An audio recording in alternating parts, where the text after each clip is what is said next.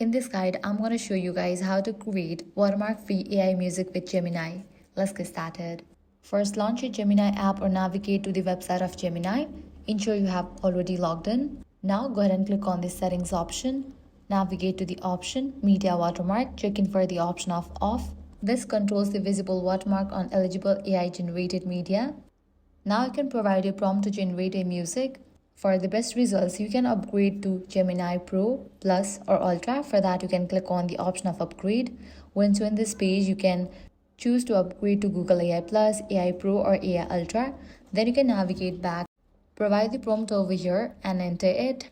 Wait for the result, and once the music has been created, you can see that the visible watermark has not appeared in your new creation. So this is how you can easily create watermark-free AI music in Google Gemini. If this guide helped you out, do not forget to like, share and subscribe.